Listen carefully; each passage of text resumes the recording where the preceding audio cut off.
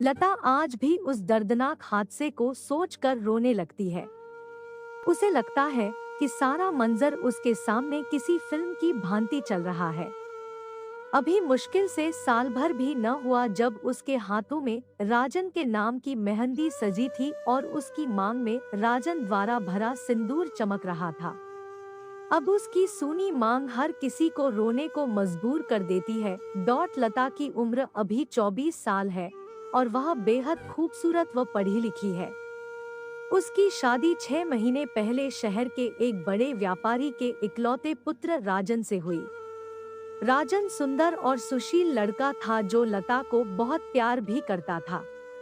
उनके प्यार को शायद किसी की नजर लग गई और राजन की सड़क दुर्घटना में मृत्यु हो गई। उसकी मौत के बाद उसके घर वालों ने लता को बेसहारा करके उसके मायके भेज दिया। तब से लता यहीं रहती है। उसके पिता शहर से बाहर रहते हैं। वह उनकी अकेली बेटी है। प्रकृति न जाने क्यों ऐसी तकलीफ देती है जिसमें मनुष्य न जी सकता न मर सकता। लता के दुखों के पहाड़ ने उसकी जिंदगी की सारी खुशियां को दबा दिया था। उसकी यौवन से सजी बगिया आज वीरान हुई थी। जिस उम्र में उसकी सहेलियों ने अपने परिवार को बढ़ाने और पति के साथ अलग अलग जगहों पर घूमने के प्लान बना रही, उस उम्र में वह अकेली सिसकती है। लता के घर की बगल में महेश का घर है। उनके घर में कई लोग किराए पर रहते हैं। उनमें ही एक है सुशील, जो पेशे से एक अखबार में काम करते हैं। उनकी उम्र 28 साल होगी। वे लंबे कद, सुंदर चेहरे व बढ़िया कदकाठी के मालिक हैं।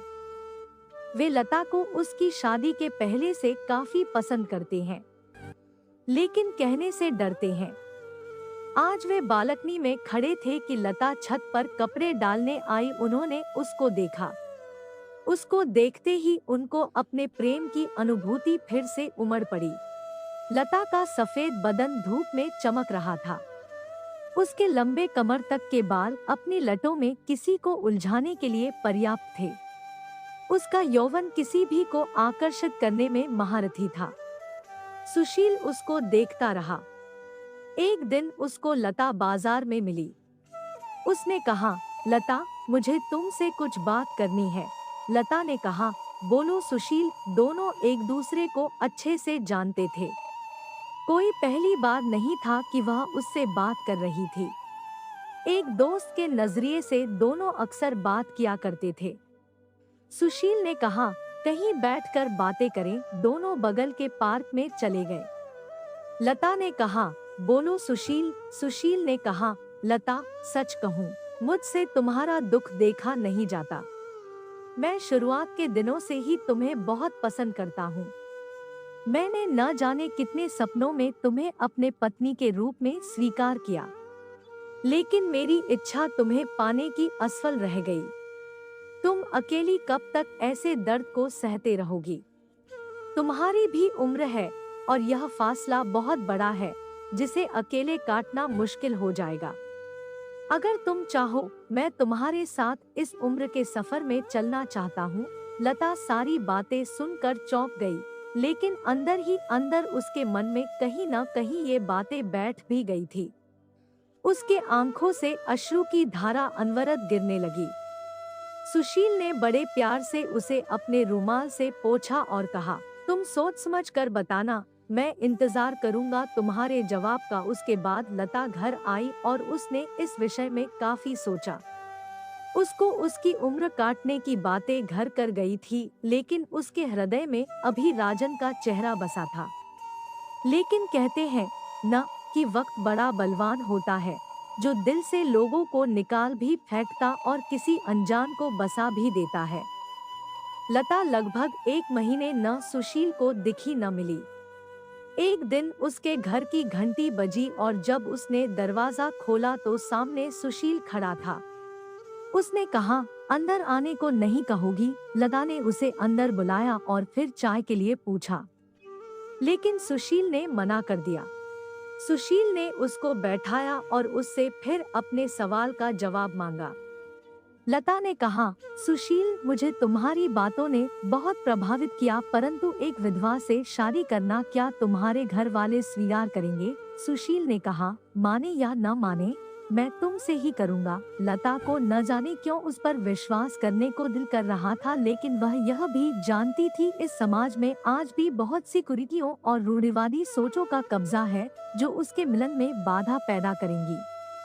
लेकिन फिर भी उसने सबसे लड़ने का फैसला कर अपनी जिंदगी में आगे बढ़ने को सोच लिया और सुशील के प्रस्ताव को मान लिया। धीरे धीरे दोनों का साथ घूमना, मिलना, घर आना जाना भी शुरू हो गया। लता के घर में सिर्फ उसके पिताजी थे जो अक्सर शहर से बाहर रहते थे। उनको लता ने सब बता दिया और वे भी बहुत खुश थे कि उनकी बेटी जिंदगी में आगे बढ़ना चाहती है। एक पिता के लिए इससे खूबसूरत खबर क्या हो सकती थी।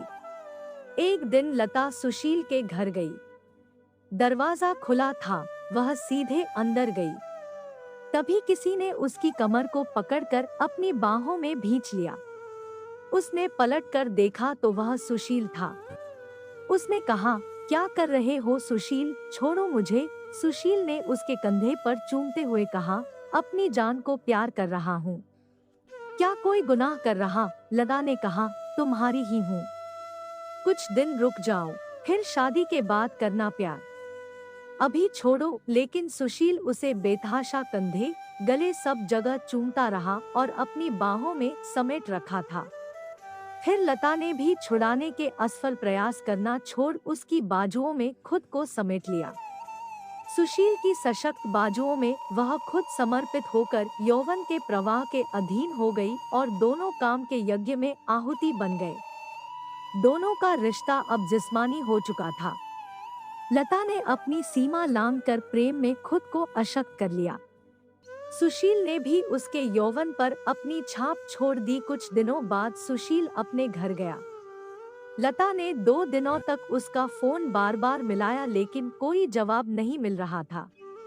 न जाने क्यों उसके मन में बुरे बुरे ही ख्याल आते रहे।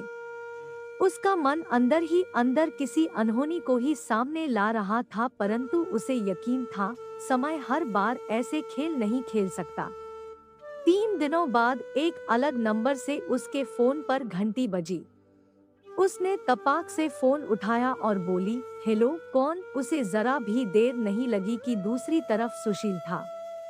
लता ने धड़ाधड़ प्रश्नों की बौछार कर सुशील को बोलने के मौके का रास्ता अवरुद्ध कर दिया। सुशील बोला, लता, तुम सच में मुझसे प्यार करती हो? लता ने कहा, पागल हो, अगर नहीं करती तो सारी सीमाएं तोड़कर खुद को तुम में समर्पित न करती। सुशील ने कहा, लता, घर वाले मेरी कहीं और शादी करना चाहते हैं। वे तुम्हारे और मेरे रिश्ते के विरुद्ध हैं। हम दोनों चलो भागकर शादी कर ले। लता स्तब्ध मौन थी। वह न हाँ बोल रही, नहीं मना कर रही। उसको जिस बात का डर था आखिर वही हो रहा था। उसे पता था कि यह समाज एक विधवा को अभी भी अछूत और कलंकित समझता है। उसने फोन रख दिया और फूट फूट कर रोने लगी, मानो सालों पहले बीता वही मंजर जिसे वह भुला चुकी थी फिर से आ गया हो। अगले दिन सुबह उसके दरवाजे पर दस्तक हुई और उसने दरवाजा खोला। सामने सुशील खड़ा था। उसके कंधे पर एक बैग लटक रहा था। उसने तुरंत उसका हाथ पकड़ लिया और कहा, लता, चलो हम अभी शादी करते हैं। लता ने कहा, अभी? ऐसे? क्या हुआ? सुशील ने कहा, अगर तुम्हें मुझसे प्रेम है तो सवाल न करो और चुपचाप मेरे साथ चलो। लता ने उसके साथ जाना उचित समझा। दोनों सीधे कोर्ट गए और वहां कोर्ट मैरिज कर ली। आज से लता फिर सुहागिन हो गई। उसके चेहरे पर अलग सुंदरता आ गई, मानो चांद को ढके हुए बादलों का एक हिस्सा अलग हो गया। समाज की कुरीतियों और रूढ़िवादी सोच को मात देकर 2 प्रेमियों ने अपनी प्रेम कहानी को मुकम्मल कर दिया। सुशील ने लता को नई जिंदगी दी, उसे अपना नाम दिया और जीवन भर चलने के वादे को पूरा किया। आपका समय निकलकर हमारे साथ था, इसके लिए आपका धन्यवाद। अगली बार फिर से मिलते हैं नए और रोचक वीडियो के साथ। चैनल को सब्सक्राइब करना न भूलें। धन्यवाद और शुभकामनाएं।